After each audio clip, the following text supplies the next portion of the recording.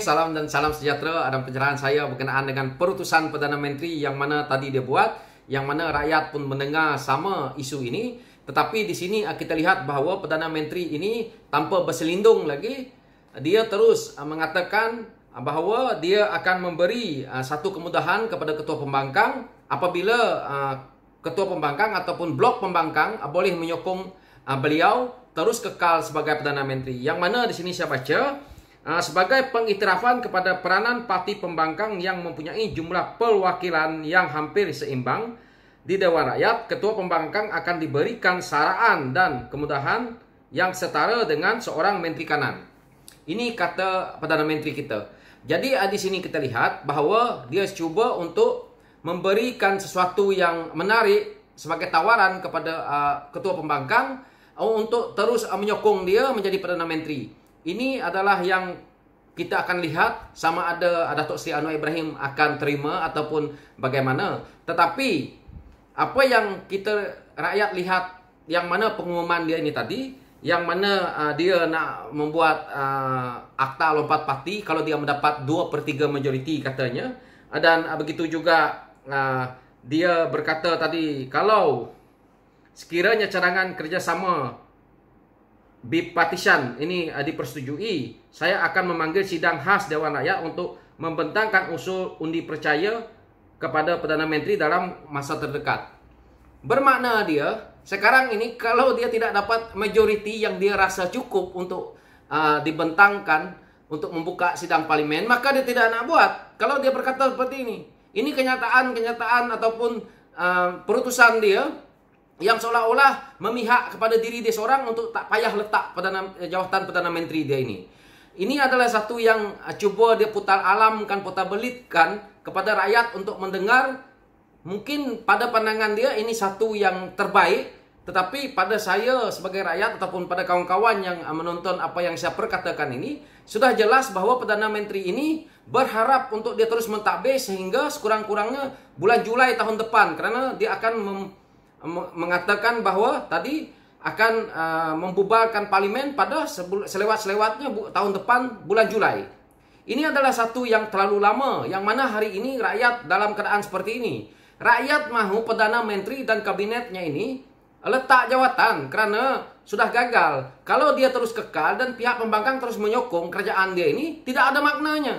Lebih baik UMNO tak payah nak keluar. Jadi yang paling penting hari ini yang rakyat mahu perubahan daripada kerajaan itu, iaitu Perdana Menteri letak jawatan, maka gugur seluruh kabinet, maka boleh dibuat lagi satu kerajaan baru yang mana pemimpin lain akan mengambil alih tugas-tugas menteri. Tetapi kalau Perdana Menteri kita masih kekal di tampuk pemerintahan, menteri-menteri kabinet itu masih kekal di tampuk pemerintahan, manakala MP-MP pembangkang yang mana mempunyai kebijaksanaan, yang mempunyai kebolehan dalam bidang-bidang untuk mereka mentadbir negara, tidak diguna pakai, tetapi menteri-menteri ini masih kekal dengan jawatan mereka, yang mana kita lihat 70 lebih orang menteri, termasuk yang terkini dia pula melantik pula bekas menteri besar Perak itu sebagai pembantu dia.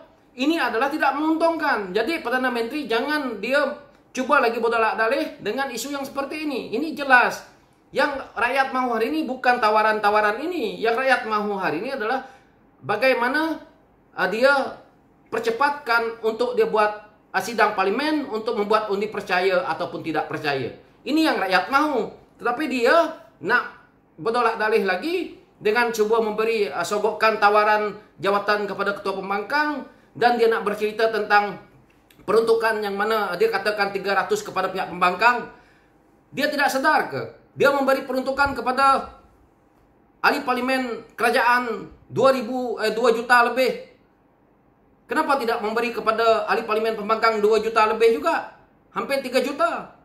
Mereka juga berkhidmat untuk rakyat.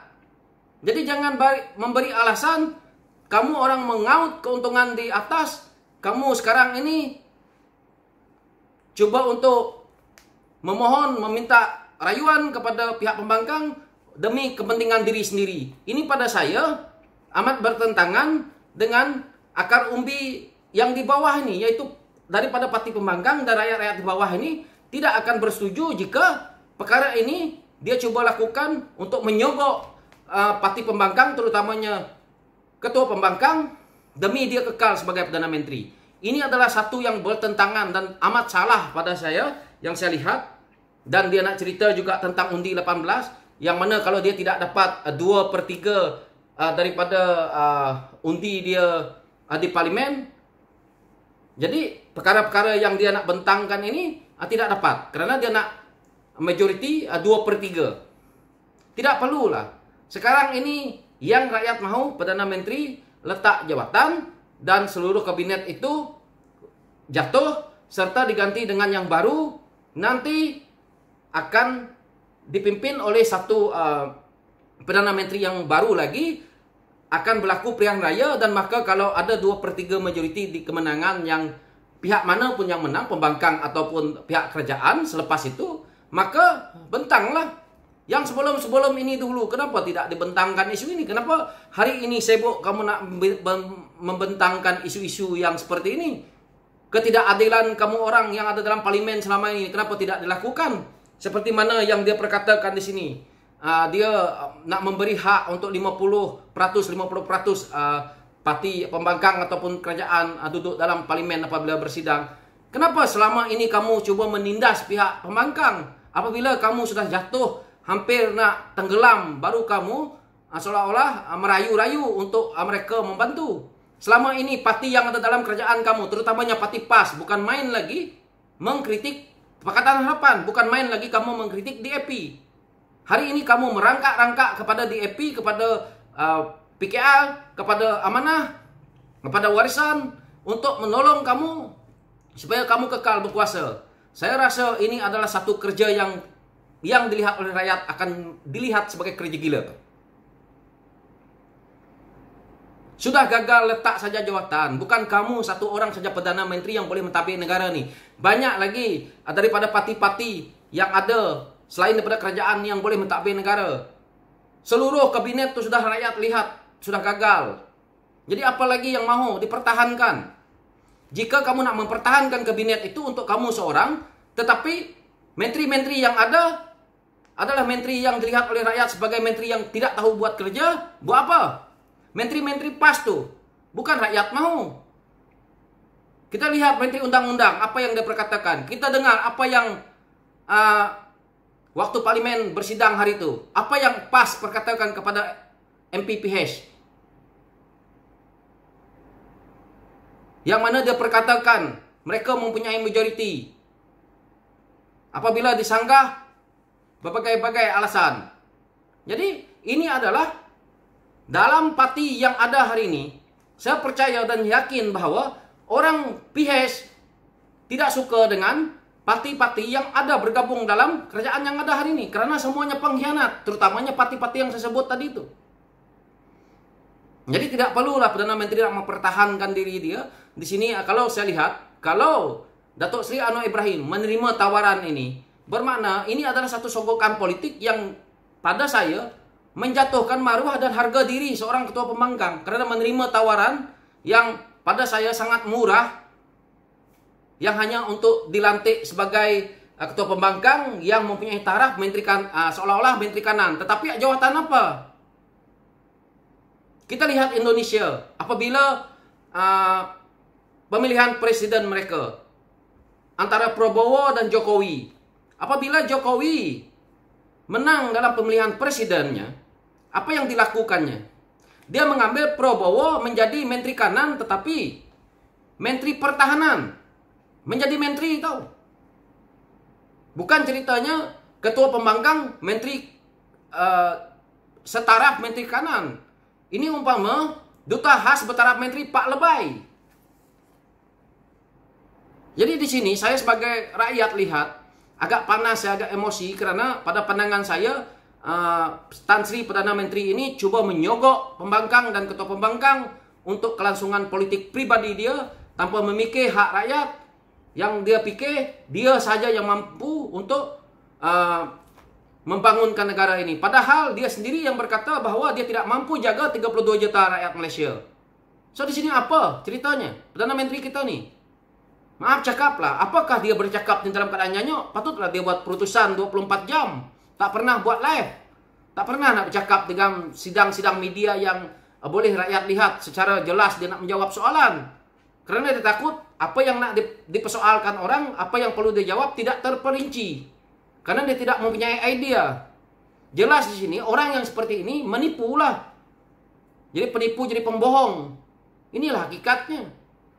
Kalau kamu memang seorang ahli politik yang hebat, kamu akan boleh berdepan dengan suara daripada soalan daripada pihak media, ataupun kamu akan berdepan secara live untuk kamu memperjelaskan sesuatu. Umpamanya kita lihat Datuk Seri Anwar Ibrahim sebagai Ketua Pembangkang, dia boleh menjawab sesuatu isu dengan cara mudah dan live, bukan perutusan. Sekarang ini kita ada Perdana Menteri perutusan. Sakit kepala lah kita rakyat Malaysia macam ni. Nak cerita keyakinan pelabur, nak cerita macam mana perkembangan ekonomi negara kita ini ada pertumbuhan yang baik. Sayang sebagai rakyat fikir pening kepala memikirkan apa yang Perdana Menteri ini perkatakan. Sedangkan negara lain yang sedang tumbuh ataupun drop dia punya ekonomi, kita punya ekonomi Malaysia yang keadaan politik yang macam ni, pertumbuhannya baik, merepek lah. Ini adalah satu pembohongan besar kepada rakyat lah. Bantuan-bantuan kepada rakyat ada sampai ke tidak? Jangan cerita saja di atas. Yang kamu cerita daripada bulan lalu sampai hari ini rakyat pun belum terima. Rakyat bukan satu bulan makan sekali. Rakyat tu makan hari-hari. Kamu orang jaga-jaga bos-bos besar. Rakyat di bawah tak terjaga. Kematian tiap-tiap hari. Menderita di hospital tiap-tiap hari. Kamu orang masuk hospital, duduk di VIP room. Lepas ni menteri-menteri itu duduk dekat ward kelas kelima. Kalau ada kelas kelima lah. Tak payah cerita kelas ketiga tu. Suruh duduk tepi longkang kalau sakit. Menteri-menteri kita ni. Berjalan sana sini memerlukan berpuluh-puluh, beratus-ratus pengawal. Ini bukan negara kita ni tidak aman. Tidak perlu nak membazirkan, nak membuang tenaga sektor awam ni, terutamanya polis. Banyak lagi kerja lain yang polis nak ni. Ini apabila naik taraf menteri kanan, naik taraf orang ni, itulah nak bodyguard lah, nak driver lah. Kan nak menyusahkan orang. Betul-betul tak tahulah kerajaan ni. Ada hati dia nak mempertahankan Perdana Menteri dia dengan menteri yang 7 lebih orang, dilantik lagi yang terbaru pembantu pribadi pula. Pelik dan ajaib kerja dia. So itulah penyerahan saya, luahan hati saya kepada Perdana Menteri kita ini yang mana ada cuba untuk merasuahkan jawatan yang istimewa kepada Ketua Pembangkang demi kelangsungan politik pribadi yang mana dia ingin terus kekal berkuasa menjadi Perdana Menteri Malaysia sehingga tahun depan baru nak buka parlimen katanya. So, sekian, terima kasih, thank you.